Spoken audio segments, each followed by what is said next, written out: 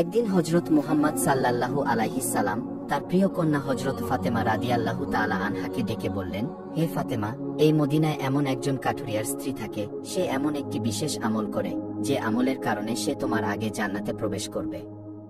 পিতার কাছে এমন কথা শুনে হযরত ফাতেমা রাদিয়াল্লাহু তাআলা আনহা বললেন, আব্বাজান, এটা কিভাবে সম্ভব? আমি জান্নাতের সকল মহিলাদের সর্দারিনী, আমি শেরে খোদা হযরত আলী রাদিয়াল্লাহু তাআলা আনহুর স্ত্রী, আমি জান্নাতি যুবকদের সর্দার হাসান হুসাইনের মা, আমি বিশ্ব নবীর মেয়ে। তাহলে কিভাবে অন্য কোন মহিলা আমার পূর্বে জান্নাতে প্রবেশ করবে? পূর্বে জান্নাতে প্রবেশের আকাঙ্ক্ষা সবারই থাকে, কিন্তু আমার মর্যাদার আগে সে কিভাবে জান্নাতে যেতে পারে? আব্বাজান, দয়া করে আপনি আমাকে সেই কাঠুরিয়ার স্ত্রীর ঠিকানা বলে দিন, আমি স্বচক্ষে দেখে আসতে চাই সে কি এমন আমল করে যা তাকে এত বড় মর্যাদার অধিকারী করেছে, এবং যে কারণে সে আমার পূর্বে জান্নাতে প্রবেশ করবে। রাসূল সাল্লাল্লাহু আলাইহি সাল্লাম তখন তাকে বললেন, ফাতেমা, আজকে তুমি বাড়ি ফিরে যাও। কিছুদিন পরে আমি তোমাকে ডেকে নেব এবং আমি তোমাকে সেই কাঠুরিয়ার স্ত্রীর ঠিকানা বলে দেব। হুজুরে পাক সাল্লাল্লাহু আলাইহি সাল্লামের এই কথা শোনার পর হযরত ফাতেমা রাদিয়াল্লাহু তাআলা আনহা বাড়ি ফিরে আসলেন। এরপর বেশ কিছুদিন অতিবাহিত হয়ে গেল। এর মধ্যে হঠাৎ একদিন হযরত ফাতেমা রাদিয়াল্লাহু তাআলা আনহা খুব অসুস্থ হয়ে পড়লেন। একে তো তিনি অসুস্থ, অন্যদিকে একাধারে 3 দিন ধরে তার বাড়িতে কোনো খাবার ছিল না। খাবার না খেয়ে এবং অসুস্থতার কারণে হযরত ফাতেমা রাদিয়াল্লাহু তাআলা আনহা খুবই দুর্বল হয়ে পড়লেন। শেরে খোদা হযরত আলীর কাছে তখন কোনো অর্থ ছিল না, যেটা দিয়ে হযরত আলী কোনো খাবার কিনে আনতে পারত। 3 দিন অতিবাহিত হওয়ার পর হযরত ফাতেমা রাদিয়াল্লাহু তাআলা আনহা হযরত আলী রাদিয়াল্লাহু তাআলা আনহুর হাতে একটি কাপড় দিয়ে বললেন, হে আমার প্রিয় স্বামী, আপনার নিশ্চয়ই মনে আছে আব্বাজান আমাদের বিয়ের দিনে এই কাপড়টি আমাকে উপহার হিসেবে দিয়েছিলেন। এটি আমার জন্য খুবই মূল্যবান এবং বরকতপূর্ণ একটি স্মৃতি। আমার মন চাইছে না এটি বিক্রি করে দেই, কিন্তু তারপরেও যেহেতু আমাদের ঘরে 3 দিন যাবৎ কোনো খাবার নেই, তাই আপনাকে এই কাপড়টি আমি দিচ্ছি। আপনি এটিকে বাজারে নিয়ে গিয়ে বিক্রি করুন এবং সেই অর্থ দিয়ে কিছু খাবার কিনে আনুন। হযরত আলী রাদিয়াল্লাহু তাআলা আনহু হযরত ফাতেমা রাদিয়াল্লাহু তাআলা আনহার কাছ থেকে সেই কাপড়টি নিয়ে বিক্রির উদ্দেশ্যে বাজারের দিকে রওনা হলেন। কিছুক্ষণ পর তিনি বাজারে পৌঁছে কাপড়টি বিক্রির জন্য বিভিন্ন ক্রেতাকে দেখাতে লাগলেন, কিন্তু কাপড়টি অত্যন্ত পুরনো হওয়ায় কেউ সেটি কেনার জন্য আগ্রহ দেখালো না। ফলে হযরত আলী রাদিয়াল্লাহু তাআলা আনহু খুবই নিরাশ হয়ে পড়লেন। তখন তিনি আল্লাহ রব্বুল আলামিনের দরবারে ফরিয়াদ করলেন, হে রব্বুল আলামিন, এই কাপড়টি অত্যন্ত পুরাতন, তাই কেউ এটিকে কিনতে চাইছে না। দয়া করে আমার এই সংকটের সমাধান করে দিন। আজ 3 দিন যাবৎ রাসূল সাল্লাল্লাহু আলাইহি সাল্লামের কলিজার টুকরা হযরত ফাতিমা রাদিয়াল্লাহু তাআলা আনহা এবং তার 2 সন্তান হাসান হুসাইন না খেয়ে আছে। হে মহান রব্বুল আলামিন, আমি যদি আজ এই কাপড়টি বিক্রি করে খাদ্যের ব্যবস্থা না করতে পারি, তবে তাদের আজকেও না খেয়ে থাকতে হবে।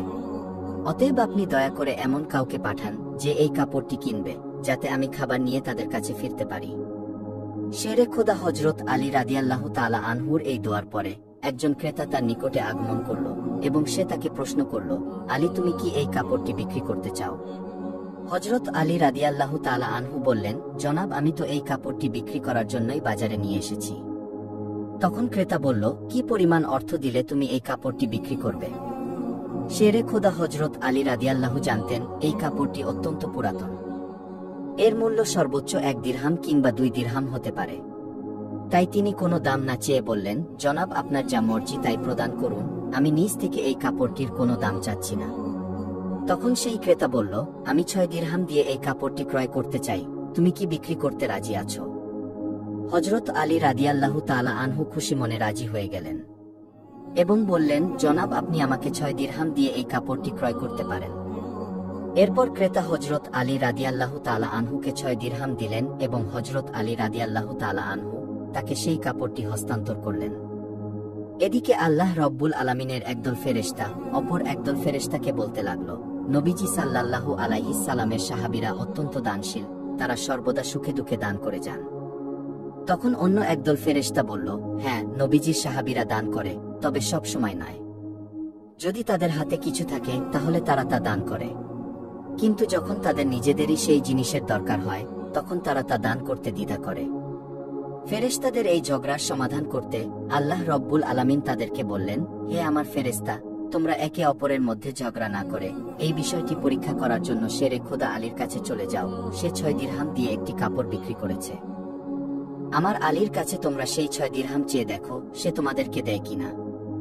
তাহলে এর মাধ্যমেই তোমাদের ঝগড়ার সমাধান হয়ে যাবে।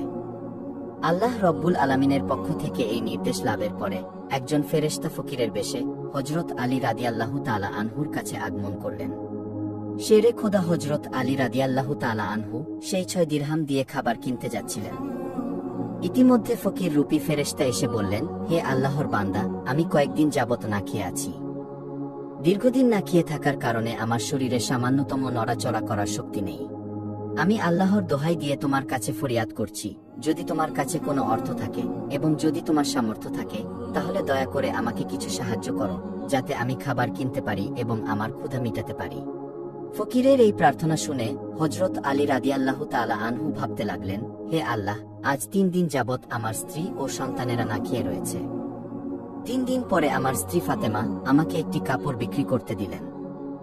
বলা ছিল সেই কাপড় বিক্রি করে তার অর্থ দিয়ে আমি তাদের জন্য কিছু খাবার কিনে নিয়ে যাব।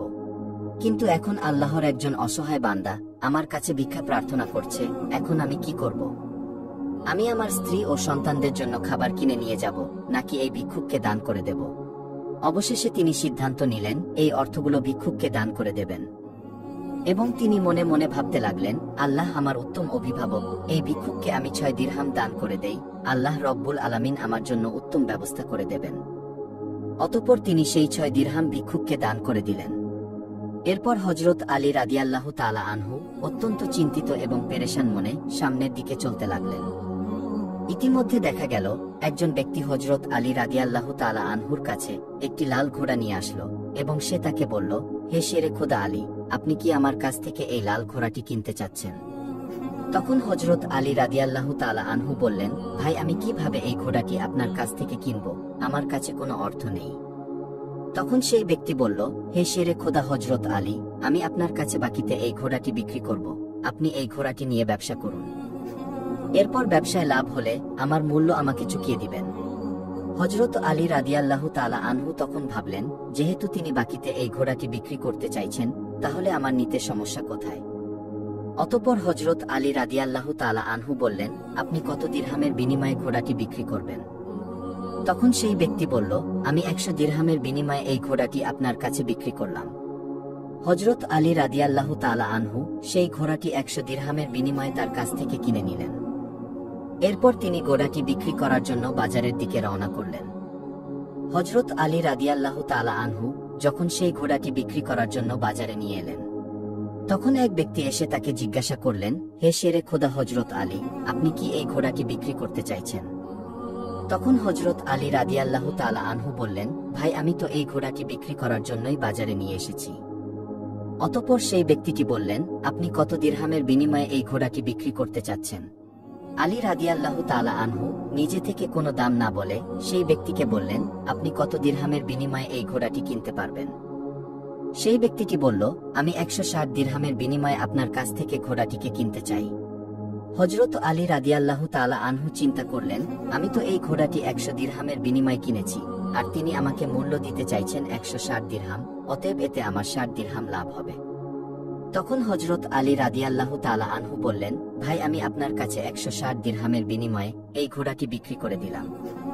অতঃপর সেই ব্যক্তিটি 160 দিরহামের বিনিময়ে হযরত আলীর কাছ থেকে সেই ঘোড়াটি কিনে নিলেন। হযরত আলী রাদিয়াল্লাহু তাআলা আনহু যে ব্যক্তির কাছ থেকে ঘোড়াটি কিনেছিলেন তাকে 100 দিরহাম পরিশোধ করার পরেও তার কাছে রয়ে গেল 60 দিরহাম। তিনি 6 দিরহাম আল্লাহর রাস্তায় দান করেছিলেন। আল্লাহ রব্বুল আলামিন তার বিনিময়ে তাকে 10 গুণ বৃদ্ধি করে 60 দিরহাম ফেরত দিলেন। অতঃপর সেই 60 দিরহামের বিনিময়ে শেরে খোদা হযরত আলী রাদিয়াল্লাহু তাআলা আনহু বিপুল পরিমাণ খাদ্য কিনে বাড়ির পথে রওনা হলেন। যখন তিনি বিপুল পরিমাণে খাদ্য কিনে বাড়িতে ফিরে আসলেন, তখন হযরত ফাতেমা রাদিয়াল্লাহু তাআলা আনহা তাকে বললেন, হে আলী, আমি তোমাকে যে কাপড় বিক্রি করতে বলেছিলাম সেই কাপড়ের মূল্য দিয়ে তো এত পরিমাণ খাবার কেনা সম্ভব না। তাহলে তুমি এত খাবার কেনার অর্থ কোথায় পেলে? তুমি আগে আমাকে এই কথার উত্তর দাও, তারপরে আমার বাড়িতে প্রবেশ করতে পারবে। হযরত আলী রাদিয়াল্লাহু তাআলা আনহু বললেন, ফাতেমা, আগে আমি বাড়িতে প্রবেশ করি, তারপরে না হয় আমি তোমাকে প্রকৃত ঘটনা খুলে বলবো। কিন্তু হযরত ফাতেমা রাদিয়াল্লাহু তাআলা আনহা তাকে বললেন, আগে আপনি প্রকৃত ঘটনা খুলে বলুন, তারপরে আপনি বাড়িতে প্রবেশ করতে পারবেন। শেরে খোদা হযরত আলী রাদিয়াল্লাহু তাআলা আনহু বললেন, ফাতেমা তুমি ভালো করেই জানো, তোমার স্বামী হযরত আলী কোনো দিনই কোনোভাবেই অবৈধ অর্থ উপার্জন করতে পারে না। আমি যে পন্থায় এই অর্থগুলো উপার্জন করেছি তা সম্পূর্ণ বৈধ একটি পন্থা। অতএব এই ব্যাপারে তোমার সন্দেহ করার কোনো কারণ নেই। কিন্তু হযরত ফাতেমা রাদিয়াল্লাহু তাআলা আনহা হযরত আলী রাদিয়াল্লাহু তাআলা আনহুর এই কথাগুলো তেমন ভাবে বুঝতে চাইছিলেন না। হযরত আলী এবং হযরত ফাতেমার মাঝে এই ঘটনা ঘটার কিছুদিন পর রাসূলে পাক সাল্লাল্লাহু আলাইহি সাল্লাম হযরত ফাতেমা রাদিয়াল্লাহু তাআলা আনহাকে তার দরবারে ডাক দিলেন। অতঃপর তিনি তাকে বললেন, হে ফাতেমা, তোমার কি মনে আছে আমি কিছুদিন পূর্বে তোমাকে বলেছিলাম একজন কাঠুরিয়ার স্ত্রী তোমার পূর্বে জান্নাতে প্রবেশ করবে? তখন ফাতেমা রাদিয়াল্লাহু তাআলা আনহা বললেন, আব্বাজান, অবশ্যই আমার মনে আছে এবং আমি সেই কাঠুরিয়ার স্ত্রীর সঙ্গে সাক্ষাৎ করার জন্য অধীর আগ্রহে ব্যাকুল হয়ে আছি। দয়া করে আপনি আমাকে তার ঠিকানা বলুন, আমি দেখে আসতে চাই কোন আমলের কারণে কাঠুরিয়ার স্ত্রী আমার পূর্বে জান্নাতে প্রবেশ করবে। তখন হযরত মুহাম্মদ সাল্লাল্লাহু আলাইহি সাল্লাম তাকে বললেন, হে ফাতেমা, কোন এক নির্জন জঙ্গলের মাঝে সেই কাঠুরিয়া ও তার স্ত্রী বসবাস করে, তুমি যাও তার সঙ্গে সাক্ষাৎ করে এসো। রাসূল সাল্লাল্লাহু আলাইহি সাল্লামের কাছ থেকে কাঠুরিয়ার স্ত্রীর ঠিকানা পেয়ে হযরত ফাতেমা রাদিয়াল্লাহু তাআলা আনহা তার সাথে সাক্ষাৎ করার জন্য রওনা হলেন। হযরত ফাতেমা রাদিয়াল্লাহু তাআলা আনহা যখন কাঠুরিয়ার বাড়িতে এসে পৌঁছালেন, তখন তিনি সালাম দিয়ে বললেন, বাড়িতে কেউ আছেন? আমি নবীর মেয়ে হযরত ফাতেমা বলছি। আমি কি বাড়ির ভিতরে আসতে পারি? তখন বাড়ির ভিতর থেকে আওয়াজ আসলো, আমি পরম সৌভাগ্যবান, আমার বাড়িতে নবীর মেয়ে হযরত ফাতেমা আগমন করেছেন। হে আল্লাহর নবীর মেয়ে ফাতেমা, আপনি বলুন কেন আমার বাড়িতে আগমন করেছেন? তখন হযরত ফাতেমা রাদিয়াল্লাহু তাআলা আনহা বললেন, আমি আপনার সাথে দেখা করতে চাই, দয়া করে আমাকে ভিতরে আসতে দিন। তখন কাঠুরিয়ার স্ত্রী বলল, হে আল্লাহর নবীর মেয়ে, হে জান্নাতের সর্দারিনী, আপনার সাথে দেখা করার একান্ত ইচ্ছা এবং আগ্রহ আমার মনেও রয়েছে, কিন্তু তারপরেও আমি আপনাকে ঘরে আসার অনুমতি দিতে পারি না, কেননা এটি আমার স্বামীর ঘর, আর আমি আমার স্বামীকে না বলে কোনো মানুষকে ঘরে ঢোকার অনুমতি দিতে পারি না। দয়া করে আপনি আগামীকালকে আসবেন, আমি আমার স্বামীর কাছ থেকে আপনার ব্যাপারে অনুমতি নিয়ে রাখব। যদি আমার স্বামী অনুমতি দান করেন তবে কেবল আপনাকে ঘরে প্রবেশ করার অনুমতি দিতে পারি। কাঠুরিয়ার স্ত্রীর কাছ থেকে এই কথা শোনার পরে হযরত ফাতেমা রাদিয়াল্লাহু তাআলা আনহা বাড়িতে ফিরে গেলেন। দ্বিতীয় দিন যখন তিনি কাঠুরিয়ার স্ত্রীর সঙ্গে দেখা করার জন্য বাড়ি থেকে বের হবেন, তখন হাসান রাদিয়াল্লাহু তাআলা আনহু তাকে জড়িয়ে ধরে বললেন, আম্মাজান, আপনি কালকে কোথায় গিয়েছিলেন? আপনাকে আমি খুঁজে পাচ্ছিলাম না। আম্মাজান, আজকে আপনি যেখানে যাচ্ছেন দয়া করে আমাকে আপনার সাথে নিন। হযরত ফাতেমা রাদিয়াল্লাহু তাআলা আনহা তখন তার বড় পুত্র হযরত হাসানকে তার সাথে নিয়ে রওনা করলেন। কিছুক্ষণ পর তিনি কাঠুরিয়ার স্ত্রীর বাড়িতে পৌঁছে গেলেন। অতঃপর তিনি সালাম দিয়ে বললেন, বাড়িতে কি কেউ আছেন? আমি নবীর মেয়ে ফাতেমা বলছি এবং আমার সাথে আমার বড় পুত্র হাসান রয়েছে, আমি কি বাড়ির ভিতরে আসতে পারি? তখন ভিতর থেকে আওয়াজ দিয়ে কাঠুরিয়ার স্ত্রী বলল, হে নবীর মেয়ে ফাতেমা, আপনার সাথে দেখা করার আগ্রহ আমার মনেও রয়েছে। আমি গতকালকে আমার স্বামীর কাছ থেকে আপনার ব্যাপারে অনুমতি নিয়েছিলাম, কিন্তু আপনার সাথে আপনি আপনার বড় পুত্র হাসানকে নিয়ে এসেছেন, তার ব্যাপারে আমি আমার স্বামীর কাছ থেকে অনুমতি গ্রহণ করিনি। এই কারণে আমি আপনাকে ঘরে প্রবেশ করার অনুমতি দিতে পারি, কিন্তু আপনার পুত্র হাসানকে অনুমতি দিতে পারি না। দয়া করে আপনি আগামীকাল আসবেন, আপনার পুত্র হাসানের ব্যাপারে আমার স্বামীর কাছ থেকে অনুমতি নিয়ে রাখব।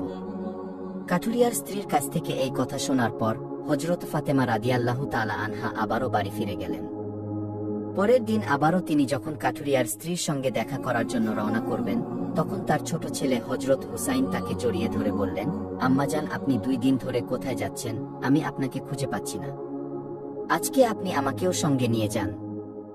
হযরত ফাতেমা রাদিয়াল্লাহু তাআলা আনহা তখন 2 পুত্র হযরত হাসান ও হোসাইনকে সঙ্গে নিয়ে আবারও সেই কাঠুরিয়ার স্ত্রীর বাড়িতে যাওয়ার জন্য রওনা করলেন।